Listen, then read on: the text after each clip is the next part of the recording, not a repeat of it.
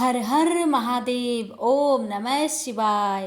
प्यारे भक्तों, आज आप सभी रसपान करेंगे मंगल प्रदोष महात्म्य एवं कथा। परदोषो रजनी मुखम के अनुसार सायंकाल के बाद और रात्रि आने के पूर्व दोनों के बीच का जो समय है उसे प्रदोष कहते हैं। व्रत करने वाले को उसी समय भगवान शंकर का पूजन करना चाहिए। प्रदोष व्रत करने वाले को त्रयोदशी के दिन दिन भर भोजन नहीं करना चाहिए।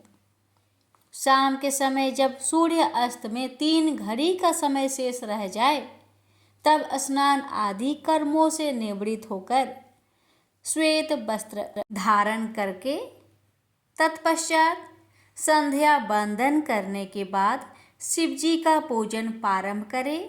पूजा के स्थान को स्वच्छ जल से धोकर वहाँ मंडप बनाएं। वहाँ 5 रंगों के पुष्प से पद्म पुष्प की आकृति बनाकर कुश का आसन बिछाएं। आसन पर पूर्वाभिमुख बैठे। इसके बाद भगवान महेश्वर का ध्यान करें। करोड़ों चंद्रमा के समान कांतिवान त्रिनेत्रधारी मस्तक पर चंद्रमा का आभूषण धारण करने वाले पिंगल वर्ण के जटाजूटधारी नीले कंठ तथा अनेक रुद्राक्ष मालाओं से सुशोभित वरद हस्त त्रिशूलधारी नागों के कुंडल पहने व्याघ चर्म धारण किए हुए रत्न जड़ित सिंहासन पर विराजमान भगवान शिव जी का इस रूप का स्मरण कर ध्यान करना चाहिए। व्रत के उद्यापन की विधि प्रथा स्नान आदि कार्य से निवृत्त होकर रंगीन वस्त्रों से मंडप बनाएं। फिर उस मंडप में शिव पार्वती की प्रतिमा स्थापित करके विधिवत पूजा करें। तदंतर शिव पार्वती के उद्देश्य से खीर से अग्नि का हवन करना चाहिए। हवन करते समय ओम उमा सहित शिवाय नमः मंत्र से 108 बार आहुति देनी चाहिए। इसी प्रकार ओम नमः शिवाय के उच्चारण के शंकर जी के निमित्त आहुति प्रदान करें। हवन के अंत में किसी धार्मिक व्यक्ति को सामर्थ्य के अनुसार दान देना चाहिए। ऐसा करने के बाद ब्राह्मण को भोजन दक्षिणा से संतुष्ट करना चाहिए। व्रत पूर्ण हो ऐसा वाक्य ब्राह्मणों द्वारा कहलवाना चाहिए। ब्राह्मणों की आज्ञा पाकर अपने बंधु बांधवों के ही साथ में लेकर मन में भगवान शंकर का स्मरण करते हुए व्रती को भोजन कराना चाहिए। इस प्रकार उद्यापन करने से व्रती पुत्र पौत्र आदि से युक्त होता है तथा आरोग्य लाभ करता है। इसके अतिरिक्त वह अपने शत्रुओं पर विजय प्राप्त करता है एवं संपूर्ण पापों से मुक्त हो जाता है, ऐसा स्कंद पुराण में कहा गया है। अब सुनिए त्रयोदशी व्रत महात्म्य। त्रयोदशी अर्थात प्रदोष का व्रत करने वाला मनुष्य सदा सुखी रहता है। उसके संपूर्ण पापों का नाश इस व्रत से हो जाता है। इस व्रत के करने से विधवा स्त्रियों को अधर्म से गलानी होती है और सुहागन नारियों का सुहाग सदा अटल रहता है। बंदी कारागार से छूट जाता है। जो स्त्री पुरुष जिस कामना को लेकर इस व्रत को करते हैं उनकी सभी कामनाएं कैलाशपति शंकर पूरी करते हैं। सूत जी कहते हैं त्रयोदशी का व्रत करने वाले को 100 गौदान का फल प्राप्त होता है। इस व्रत को जो विधि विधान और तन मन धन से करता है उसके सभी दुख दूर हो जाते हैं। सभी माता बहनों को 11 त्रयोदशी या पूरे साल की 26 त्रयोदशी पूरी करने के बाद उद्यापन करना चाहिए। प्यारे भक्तों, आपको मैं बता दूं कि त्रयोदशी के दिन जो भी वार पड़ता है उसी का त्रयोदशी प्रदोष व्रत करना चाहिए तथा उसी दिन की कथा पढ़नी या सुननी चाहिए।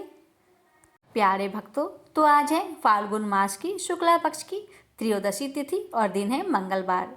तो आज आप रसपान करेंगे मंगल प्रदोष की व्रत कथा। सूत जी बोले, अब मैं मंगल त्रयोदशी प्रदोष व्रत का विधि विधान कहता हूँ। मंगलवार के दिन व्याधियों का नाशक है। इस व्रत में एक समय व्रती को गेहूं और गुड़ का भोजन करना चाहिए। देव प्रतिमा पर लाल रंग का फूल चढ़ाना और स्वयं लाल वस्त्र धारण करना चाहिए। इस व्रत के करने से मनुष्य सभी पाप व रोगों से मुक्त हो जाता है। इसमें किसी प्रकार का संचय नहीं है। अब मैं आपको उस बुढ़िया की कथा सुनाता हूँ जिसने यह व्रत किया, वह मोक्ष को प्राप्त हुई। अत्यंत प्राचीन काल की घटना है। एक नगर में एक बुढ़िया रहती थी। उसके मांगल्य नाम का एक पुत्र था। वृद्धा को हनुमान जी पर बड़ी श्रद्धा थी। वह प्रत्येक मंगलवार को हनुमान जी का व्रत रखकर यथाविधि उनका भोग लगाती थी। इसके अलावा मंगलवार को न तो घर लिपती थी और न ही मिट्टी खोदती थी। इसी प्रकार से व्रत रखते हुए जब उसे काफी दिन बीत गए तो हनुमान जी ने सोचा कि चलो आज इस वृद्धा की श्रद्धा की परीक्षा करें। वे साधु का भेष बनाकर उसके द्वार पर जा पहुँचे और पुकारने लगे, है कोई हनुमान भक्त जो हमारी इच्छा को पूर्ण कर सके? वृद्धा ने जब यह पुकार सुनी तो वह घर से बाहर दौड़ी दौड़ी आई और पूछा कि हे महाराज, आपकी क्या आज्ञा है?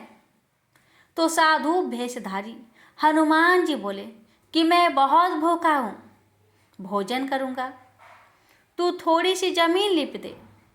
वृद्धा बड़ी दुविधा में पड़ गई क्योंकि वृद्धा मंगलवार को न जमीन लिपती थी और ना ही मिट्टी खोदती थी। ये नियम तो उसने शुरू से ही पकड़ के रखा था। अब अचानक नियम को तोड़े कैसे? बेचारी नियम को तोड़ना नहीं चाहती थी। इसलिए वृद्धा हाथ जोड़कर प्रार्थना करने लगी कि हे महाराज, लिपने और मिट्टी खोदने के अतिरिक्त मुझे कोई और काम दे दीजिए। मैं वह करने को तैयार हूँ, मगर जो काम आप दे रहे हैं ये मैं कर नहीं सकती। तो साधु महाराज ने कहा, ठीक है, सोच लो, मैं जो कहूँगा तुम्हें वही करना पड़ेगा। तो साधु महाराज ने बुढ़िया माई से 3 बार प्रतिज्ञा करा ली कि मैं जो कहूँगा तुम्हें वही करना पड़ेगा।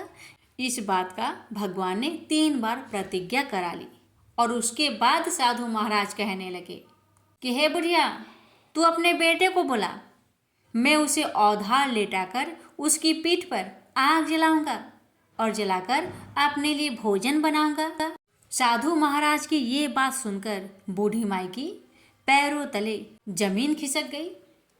बेचारी बुढ़िया का कलेजा फटने लगा और बेचारी तो 3 बार प्रतिज्ञा कर चुकी थी कि साधु महाराज जो भी बोलेंगे उसे करना ही पड़ेगा। इसलिए बेचारी अपने वचन के आगे हार चुकी थी। बेचारी अपने मन को बहुत संभाल कर अपने बेटे को बुलाती है, मांगलिया, ओ मांगलिया। जब बेटा अपनी माँ के पास आया तो माता ने अपने बेटे को साधु महाराज के हवाले कर दी। मगर भगवान भेष रूपी हनुमान जी ऐसे कहाँ मानने वाले थे। भगवान तो अपने भक्त को अपनी महिमा दिखाना चाहते थे। इसी कारण भगवान ने कहा, हे बुढ़िया, तू अपने बेटे को अपने हाथों से यहाँ पर सुला और उसको पलट के उसके पीठ पर आग जला। अब तो बुढ़िया भी मन में बजरंगबली के नाम लेकर हनुमान जी को याद करते हुए, उनके नाम लेते हुए अपने बेटे को पलट के औधा के उसके पीठ पर आग जलाई। आग जलाकर दुखी मन से वृद्धा अपने घर के अंदर जा चुकी थी। साधु महाराज बड़े प्रसन्नता से उसके पीठ पर भोजन बनाते हैं और भोजन बनने के बाद उस बुढ़िया को बुलाते हैं और कहते हैं, हे वृद्धा, अपने बेटे को पुकार ताकि वो भी आकर भोग लगा दे। बेचारी वृद्धा आंखों में आंसू भरकर कहने लगी कि अब उसका नाम लेकर क्या फायदा, मेरे हृदय को और ना दुखाए बाबा, मैं पहले से ही टूट चुकी हूँ। लेकिन साधु महाराज ना माने, हार कर वृद्धा को मंगलिया को पुकारना पड़ा। जैसे ही बुढ़िया माई ने मंगलिया बोल के पुकारा, वैसे ही मंगलिया बाहर से दौड़ा हुआ हंसता हंसता घर को आया। मंगलिया को जीता जागता देखकर वृद्धा को सुखद आश्चर्य हुआ। बेचारी आंखों में खुशी के आंसू लिए भेष रूपी साधु महाराज के चरणों में गिर पड़ी। अब तो साधु महाराज ने उस माँ को अपने असली रूप के दर्शन दिए। हनुमान जी को अपने आंगन में देखकर वृद्धा को लगा कि उसका जीवन सफल हो गया। प्रेम से बोलिए हर हर महादेव, माता पार्वती की जय, मंगल देव की जय। हे भगवान, इस पावन कथा को कहने वाले और श्रद्धा पूर्वक सुनने वाले सभी भक्तों की हर मनोकामना को पूर्ण करे। स्कंद पुराण में वर्णित एक कथा के अनुसार प्राचीन काल में एक विधवा ब्राह्मणी अपने पुत्र को लेकर भिक्षा लेने जाती थी और संध्या को लौटती थी। एक दिन जब वह भिक्षा लेकर लौट रही थी तो उसे नदी किनारे एक सुंदर बालक दिखाई दिया जो विदर्भ देश का राजकुमार धर्मगुप्त था। शत्रुओं ने उसके पिता को मारकर उसका राज्य हड़प लिया था। उसकी माता की भी मृत्यु अकाल हुई थी। ब्राह्मणी को उस बालक को देखकर बहुत दया आई और उसने उस बालक को अपना लिया और उसका पालन पोषण किया। कुछ समय पश्चात ब्राह्मणी दोनों बालक के साथ देवयोग से देव मंदिर में गई। वहां उनकी भेंट ऋषि सांडल्य से हुई। ऋषि सांडल्य ने ब्राह्मणी को बताया कि जो बालक उन्हें मिला है वह विदर्भ देश का राजा का पुत्र है जो युद्ध में मारे गए थे और उनकी माता को ग्रह ने अपना भोजन बना लिया था। ऋषि सांडल्य ने ब्राह्मणी को प्रदोष व्रत करने की सलाह दी। ऋषि आज्ञा से दोनों बालकों ने भी प्रदोष व्रत करना शुरू कर दिया। एक दिन दोनों बालक वन में घूम रहे थे, तभी उन्हें कुछ गंधर्व कन्याएं नजर आई। ब्राह्मण बालक तो घर लौट आया, किंतु राजकुमार धर्मगुप्त अंशुमति नाम की गंधर्व कन्या से बात करने लगे। गंधर्व कन्या और राजकुमार एक दूसरे पर मोहित हो गए। कन्या ने विवाह हेतु राजकुमार को अपने पिता से मिलवाने के लिए बुलवाया। दूसरे दिन जब वह पुनः गंधर्व कन्या से मिलने आया तो गंधर्व कन्या के पिता ने बताया कि वह विदर्भ देश का राजकुमार है। भगवान शिव की आज्ञा से गंधर्व राज ने अपनी पुत्री का विवाह राजकुमार धर्मगुप्त से करवाया। इसके बाद राजकुमार धर्मगुप्त ने गंधर्व सेना की सहायता से विदर्भ देश पर पुनः आधिपत्य प्राप्त किया। यह सब ब्राह्मणी और राजकुमार धर्मगुप्त के प्रदोष व्रत करने का फल था। स्कंद पुराण के अनुसार जो भक्त प्रदोष व्रत के दिन शिव पूजा के बाद एकाग्र होकर प्रदोष व्रत कथा सुनता या पढ़ता है उसे 100 जन्मों तक कभी दरिद्रता नहीं होती। प्रेम से बोलिए उमापति शंकर भगवान की जय। एक समय की बात है कि बहुत वर्ष पूर्व ऋषि मुनि भगवान को पाने के लिए कठोर तपस्या करते थे। यह तपस्या कैसी रहती थी? एक पांव पर खड़े होकर नमस्कार की मुद्रा में भगवान का नाम जप करना, पानी में नमस्कार की मुद्रा में खड़े रहकर अखंड भगवान का नाम जप करना, हिमालय जैसे पर्वत पर जाकर अंत ठंड में एक ही जगह अनेक वर्ष तक बैठकर नाम जप करना, इस प्रकार तपस्या की जाती थी। तपस्या के समय न कुछ खाया जाता था न ही पिया जाता था। इसी प्रकार कठोर तपस्या करने के बाद भगवान भक्त पर प्रसन्न होकर उन्हें आशीर्वाद देते थे। इसी प्रकार भगवान शंकर को पति रूप में पाने के लिए माता पार्वती कठोर तपस्या कर रही थी।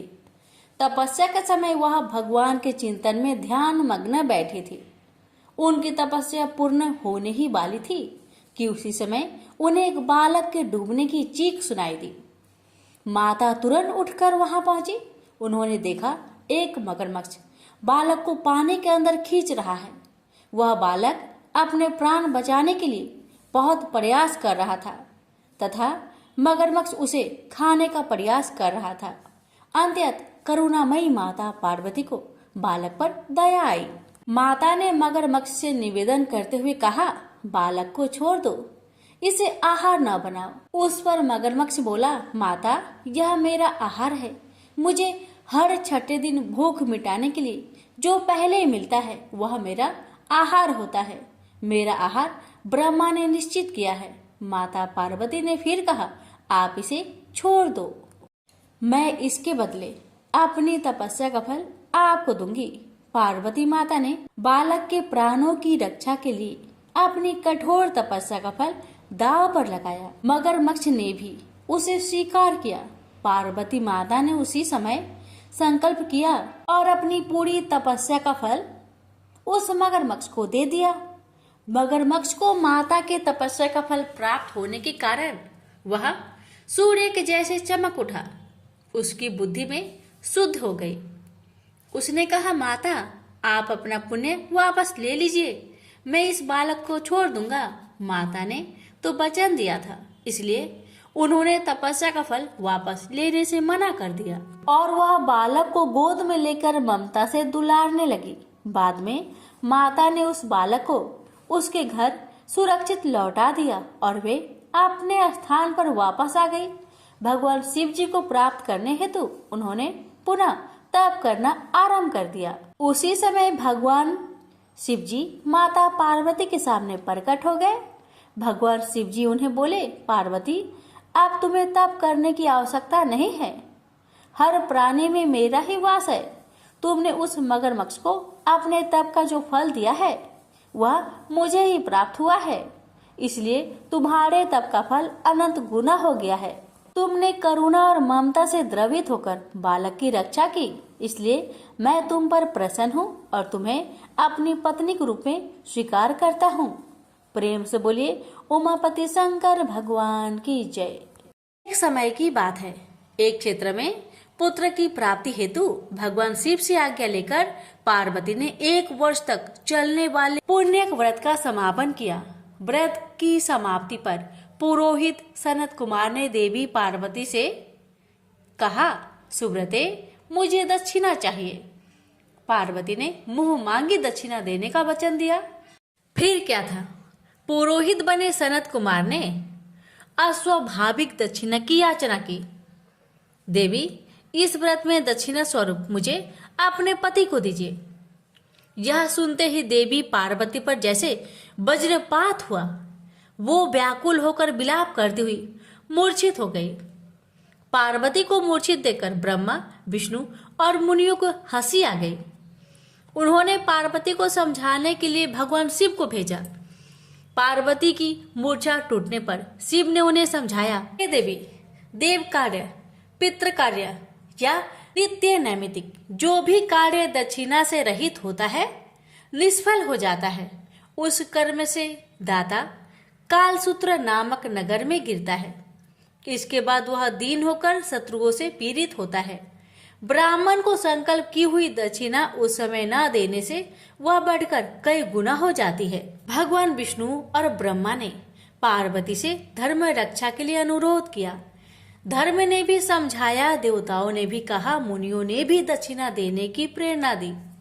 फिर भी पार्वती चुप रही।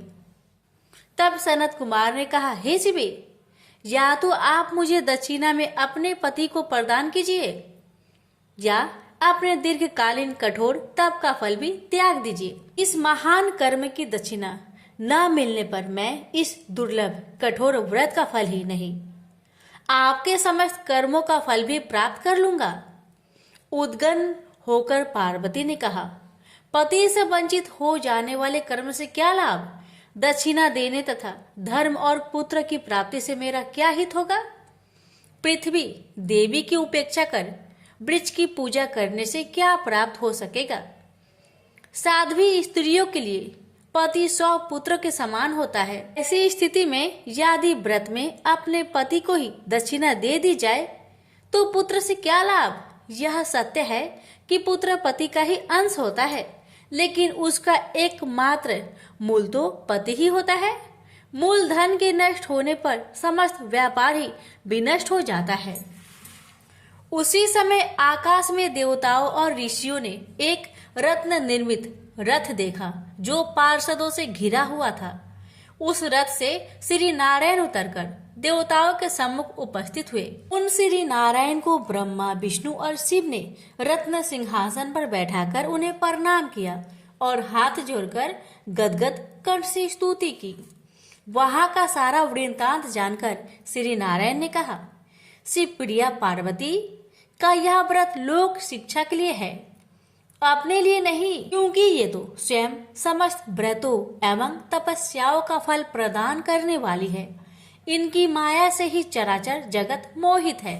फिर उन्होंने पार्वती को संबोधित कर कहा, हे शिवे, इस समय तुम महादेव जी को दक्षिणा में देकर अपना व्रत पूर्ण कर लो। फिर समुचित मूल्य देकर अपने जीवन धन को वापस ले आना। गौओं की भांति शिव भी विष्णु के शरीर में ही है, अतः तुम ब्राह्मण और गो मूल्य प्रदान कर अपने पति को लौटा लेना। यह कहकर वे अंतर ध्यान हो गए। तब पार्वती प्रसन्न मन से अपने प्राण सर्वस्व को दक्षिणा में देने के लिए तैयार हो गई। उन्होंने हवन की पूर्ण आहुति की और अपने जीवन नाथ शिव को दक्षिणा रूप में दे दिया। इसके बाद उन्होंने पुरोहित सनत कुमार से निवेदन किया, हे ब्रिब्बर, गौ का मूल्य मेरे पति के बराबर है। मैं आपको अत्यंत सुंदर 1,00,000 गौ प्रदान करूंगी। इसके बदले में आप मेरे जीवन सर्वस्व को लौटा दीजिए। प्राणनाथ के मिल जाने पर मैं पुनः ब्राह्मणों को विपुल दक्षिणाएं प्रदान करूंगी। तब सनत कुमार ने पार्वती से कहा, हे देवी, मैं ब्राह्मण हूँ, मैं 1,00,000 गौ लेकर क्या करूंगा? इस दुर्लभ रत्न के सामने 1,00,000 गौ की क्या तुलना है? मैं इन्हें साथ लेकर त्रिलोक में भ्रमण करूंगा। उस समय समस्त बालक उन्हें देखकर प्रसन्नता पूर्वक ताली बजा बजाकर अट्ठास करेंगे। कहने के साथ ही सनत कुमार ने भगवान शिव को अपने पास बैठा लिया। यह सुनकर पार्वती जलहीन मछली की भांति छटपटाने लगी।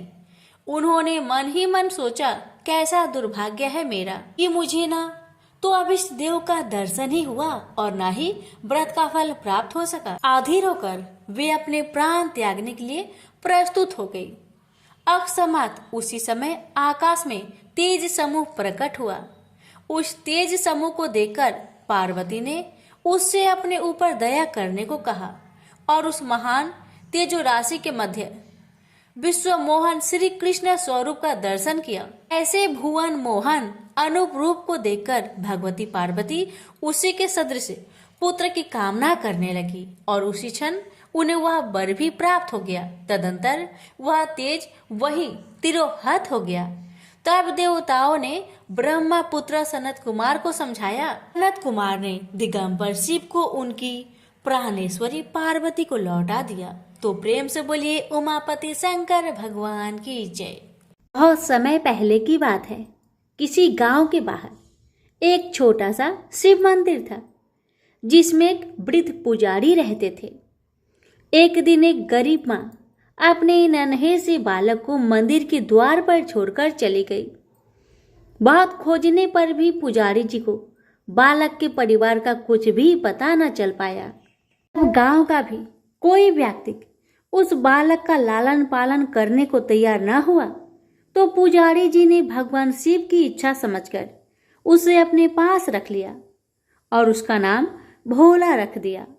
गांव के श्रद्धालु भक्तों से जो कुछ प्राप्त होता उसी से भगवान शिव का, पुजारी जी का और बालक भोला का किस तरह गुजारा चलता। यदि किसी दिन कम भी पड़ता तो पुजारी जी बालक और भगवान को भोग लगाकर स्वयं गंगा जल पीकर रह जाते। धीरे धीरे भोला बड़ा होने लगा और जब वह पुजारी जी के कामों में हाथ बटाने लगा, वृद्ध पुजारी जी के थके हारे हाथों को कुछ आराम मिलने लगा। इसलिए उन्होंने भोला को मंदिर की सफाई, भगवान शिव की पूजा, उनको भोग लगाने और उनकी आरती करने की विधि अच्छी प्रकार समझा दी। अब वे स्वयं भगवान शिव के नाम जप और संकीर्तन में समय व्यतीत करने लगे। एक दिन भगवान शिव के मंगलकारी नाम शिव शिव शिव शिव का जप करते हुए उनके प्राण छूट गए। अब बालक भोला का इस संसार में भगवान शिव के सिवा और कोई सहारा न रहा। उसने पुजारी जी की ये 3 बातें कभी नहीं भूली। भगवान भोलेनाथ, शिव शंकर को ताजी गर्म रसोई का ही भोग लगाना, भगवान को भोग लगाए बिना स्वयं कुछ भी नहीं खाना, भगवान शिव पर विश्वास रखकर कभी भी किसी भी वस्तु का संग्रहण ना करना, बासी भोजन का भी नहीं। यदि कोई भक्त पहले से बना भोजन या मिठाई मंदिर में दे जाता तो बालक भोला उसे गरीबों में बांट देता। वह ताजी रसोई बनाकर ही भगवान को भोग लगाता, उसके बाद ही स्वयं प्रसाद ग्रहण करता और यदि बचता तो उसे बांट देता। यदि रसोई बनाने को सामग्री ना होती तो भोले बाबा और भोला भगत दोनों गंगा जल पीकर ही रह जाते। एक बार बरसात का मौसम आया और 3-4 दिन तक मूसलाधार वर्षा होने से मंदिर में एक भी भक्तजन नहीं झांका। भोला अपने भोले बाबा को गंगा जल का ही भोग लगाता और उसे ही पीकर रह जाता। भोले बाबा बालक की भक्ति और सहन शक्ति की परीक्षा लेते रहे, किंतु आखिर में अपने भक्त बालक को भूख से तड़पते देख उनसे रहा न गया। वे सेठ के नौकर का रूप धरकर हाथ में भोजन सामग्री की पोटली लेकर वर्षा में भीगते हुए मंदिर के द्वार पर जा पहुंचे। उन्होंने आवाज लगाकर भोला को बुलाया और उसके हाथ में पोटली देते हुए बोले, सेठ जी ने यह सीधा कच्चा राशन भेजा है, इससे रसोई बनाओ, भोग लगाओ और स्वयं भी प्रसाद पाओ। मैं कल फिर आऊंगा। भोला भगत ने आशीर्वाद देकर उसे विदा किया और सूखी गीली लकड़ियों के धुएं में गर्म रसोई बनाकर भोले बाबा को भोग लगाया। पूरे बरसात के मौसम में भोले बाबा नौकर के भेष में भोला भगत को सीधा देने आते रहे और स्वयं भी गर्मा गर्म रसोई का भोग पाते रहे। एक दिन भोला भगत ने सोचा कि सेठ जी को सीधा भेजते हुए 4 महीने हो चले हैं, किंतु वे स्वयं कभी मंदिर में भोले बाबा का प्रसाद ग्रहण करने नहीं आए। अगले दिन जब भोले बाबा नौकर का भेष में सीधे की पोटली देने आए, भोला भगत उनसे बोला, आई तुम्हारे इतने धर्मात्मा सेठ जी कभी स्वयं मंदिर में प्रसाद लेने नहीं आए, इस कारण मेरा हृदय अत्यंत दुखी हो रहा है। अपने सेठ जी से कहना कि कल वे भी मंदिर में प्रसाद ग्रहण करने अवश्य पधारे। सुनकर नौकर बने भोले बाबा चौंक कर घबरा उठे और बोले, पुजारी जी, सेठ जी मेरे द्वारा आपको सीधा भेजते ही हैं, आप इससे भगवान को भोग लगा लेते हैं और स्वयं भी प्रसाद पाते हैं। फिर सेठ जी को बीच में बुलाने की क्या जरूरत है, जैसा चल रहा है वैसा ही चलने दीजिए। भोला बोला, ऐसे कैसे चलने दूं? आपके धर्मात्मा सेठ जी इतने दिनों से सीधा जो भेज रहे हैं, क्या मैं उन्हें भगवान का प्रसाद देने का अपना कर्तव्य भी पूरा ना करूं? मैं किसी का उद्धार खाने वाला नहीं हूं। अपने सेठ जी से कह देना कि यदि कल भोले बाबा का प्रसाद ग्रहण करने ना पधारे तो मैं उनका सीधा लेना बंद कर दूंगा। नौकर बने भोले बाबा तो अपने भोले भगत की अकड़ देखकर कांप उठे और यह सोचकर मन ही मन हंसे कि वाह, आज तो लेने वाला ही देने वाले पर धौंस दिखा रहा है।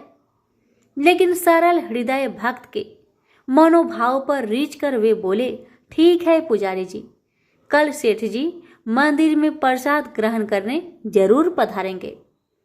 दूसरे दिन बड़े सवेरे ही भोले बाबा नौकर का भेष में दूध और बहुत सारी भोजन सामग्री लेकर मंदिर में पहुंच गए। भोला चौंकते हुए बोला, भाई आज इतना सारा सीधा किस लिए ले आए? नौकर बने भोले बाबा बोले, पुजारी जी भूल गए क्या?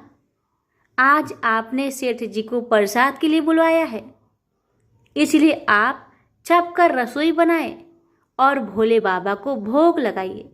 हाँ, ये तो बता दीजिए कि सेठ जी किस समय पधारे।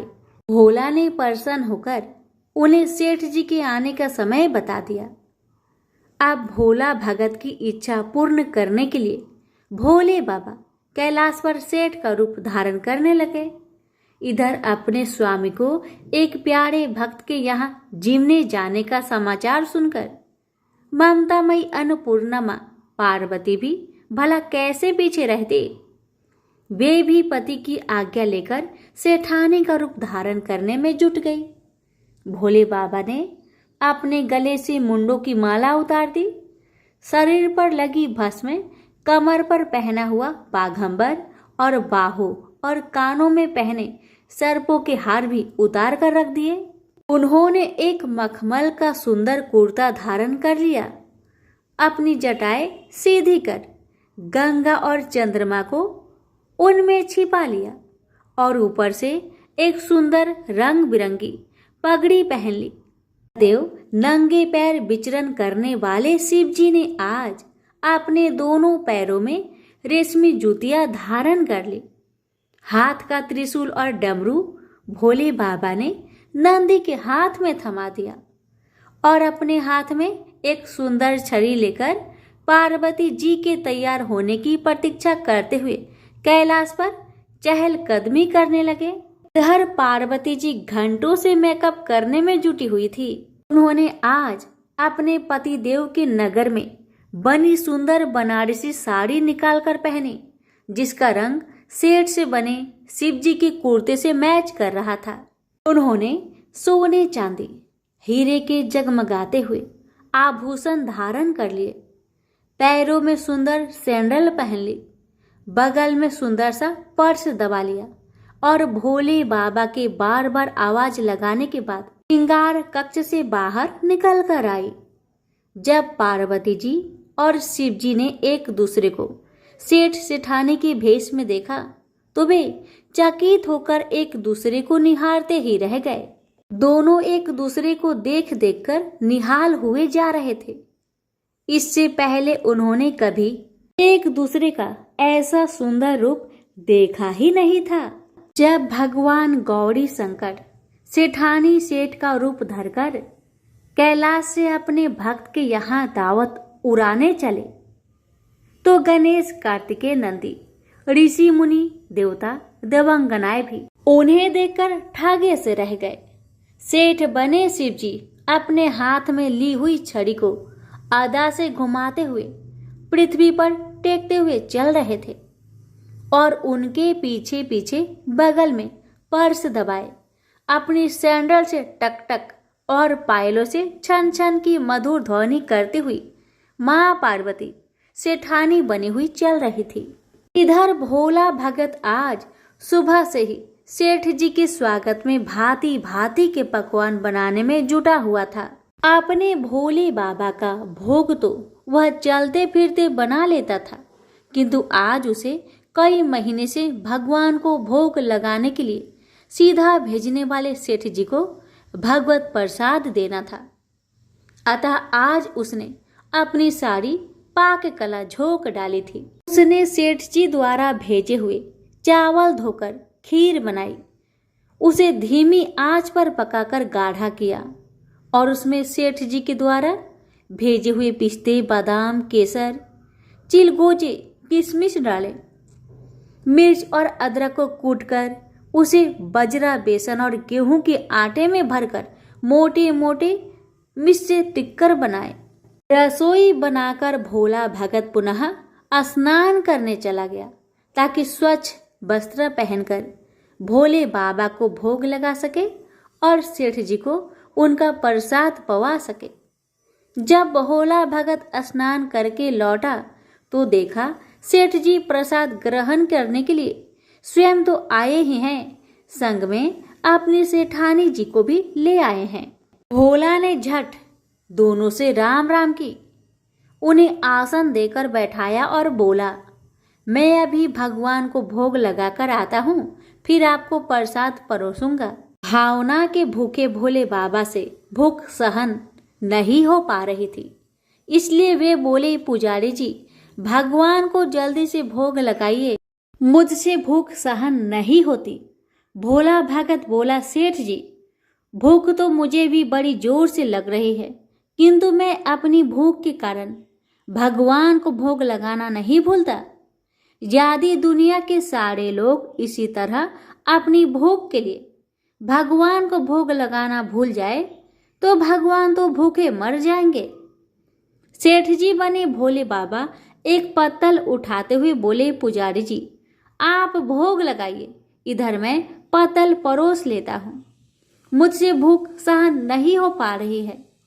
भोला भगत सेठ जी बने भोले बाबा को डांटते हुए बोला, सेठ जी भगवान के काम में ना तो जल्दीबाजी चलती है और ना कंजूसी। मैं जब तक भगवान को भोग नहीं लगा लेता आप रसोई के पास भी नहीं फटक सकते।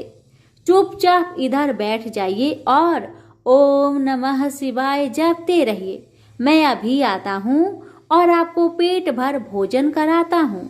सेठ बने शिवजी डांट खाकर चुपचाप अपने आसन पर जा बैठे।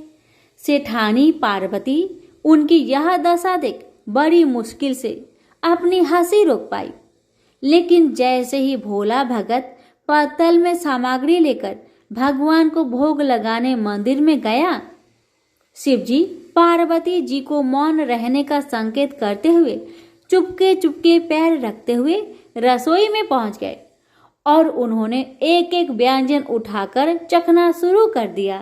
भोले बाबा को प्रसाद को चखते ही भौंकचक्के रह गए। खीर में चीनी की जगह नमक भरा हुआ था और सब्जियों में चीनी भरी हुई थी।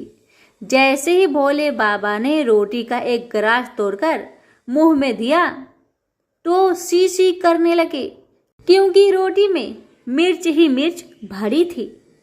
वो सी सी करते हुए उल्टे पैर भाग आए और अपने आसन पर जा बैठे। माँ पार्वती अपने स्वामी की यह हालत देखकर खिलखिलाकर हंस पड़ी। इससे पहले कि भोले बाबा पार्वती जी के सामने कुछ सफाई दे पाते, भोला भगत ओम नमः शिवाय मंत्र का जप करते हुए आ पहुंचा। उसने भोग को रसोई में मिलाकर उसे पवित्र बना डाला और फिर सेठानी के सामने पत्तल परोसकर हाथ जोड़कर बोला, सेठ जी अब आप जी भरकर प्रसाद पाइए। भोले बाबा तो अभी अभी भक्त की भक्ति से जोरदार उसके हाथ की बनी हुई रसोई चख चुके थे, अतः उसे जिमने की बात सुनकर उनके पसीने छूटने लगे। कभी वे भोला का तो कभी पार्वती का मुख देखने लगते। भोला को सेठ जी की ढील बर्दाश्त नहीं हुई और बोला, सेठ जी अब क्या हो गया आपको? अभी अभी तो इतनी उतावली मचा रहे थे, अब क्यों नहीं जिमते? आप जिमोगे तभी तो माता जी भी प्रसाद ग्रहण करेगी और फिर मैं भी प्रसाद पाऊंगा। भोला की ललकार सुनकर भोले बाबा ने चुपचाप खीर का कुल्हड़ उठाया और सारी नमकीन खीर गटागट पी गए। कुल्हड़ खाली होने की देर थी कि भोला ने उसे झट से भर दिया। अपने प्रिय भक्त के हाथों से परोसे हुए भोग में भगवान को आज दुगना स्वाद आने लगा। भोला परोसता गया और भोले बाबा पीते गए। जगत माता पार्वती भक्त और भगवान दोनों के प्रेम को देख देखकर मंत्र मुग्ध हो रही थी। जब सारी रसोई समाप्त हो गई तो भगवान ने एक जोर से डकार ली। भोला को होश आया और बोला, वाह सेठ जी वाह, मैं ही बावला था जो इतनी थोड़ी सी रसोई बनाई। मुझे पता होता कि आपको प्रसाद ग्रहण करने का इतना शौक है तो और भी ज्यादा रसोई बनाता। भोले बाबा अपने पेट पर हाथ फेरते हुए सेठानी बनी पार्वती की ओर मुस्कुराकर देखते हुए बोले, पुजारी जी मैं इतना रोज कहाँ खाता हूँ, किंतु आज प्रसाद इतना स्वादिष्ट बना था कि अपने पर बस नहीं कर रहा और खाता ही चला गया। किंतु तभी भोला भक्त रुआसा होकर बोला, सेठ जी वह तो आपने ठीक किया, लेकिन माता जी तो भूखी ही रह गई। ममतामयी पार्वती माँ से भोला का रुआसा मुख देखा नहीं गया। उन्होंने बची हुई खीर की 4 बूंदें अपने कंठ में टपका ली। भोले बाबा द्वारा भोग लगाने से प्रसाद में अद्भुत अलौकिक स्वाद भर गया था। ऐसी सुगंधित और मीठी खीर चखकर जगत जननी आकंठ तृप्त हो गई और उनके तृप्त होते ही सृष्टि का प्रत्येक प्राणी तृप्त हो गया। भोला भगत बोला, सेठ जी, आपने और माताजी ने प्रसाद ग्रहण कर लिया, इससे मुझे अत्यंत संतोष हुआ है। समझ लीजिए कि आप दोनों द्वारा प्रसाद ग्रहण करने से मेरा भी पेट भर गया। मेरी तो वैसे भी महीने में 4 एकादशी हो जाती है, किंतु मैं भी एक दाना ले ही लेता हूँ, जिससे कि भोले बाबा के प्रसाद का अनादर ना हो। यह कहकर जैसे ही भोला ने खीर के पात्र में लगा चावल का एक दाना उठाकर अपने कंठ में डाला, उसकी जन्म जन्मांतर की भूख प्यास मिट गई और समस्त वासनाओं और इच्छाओं की तृप्ति हो गई। उसके ज्ञान के नेत्र खुल गए और उसने देखा कि उसके सम्मुख त्रिलोकीनाथ भगवान शंकर और जगत जननी माँ पार्वती आशीर्वाद की मुद्रा में मुस्कुराते हुए खड़े हैं। भोला दौड़कर उनके चरणों में लौटता गया और उन्हीं में समा गया। प्रेम से बोलिए हर हर महादेव, माता पार्वती की जय। आप सभी भक्तों पर भोलेनाथ माँ पार्वती की कृपा सदा सर्वदा बनी रहे।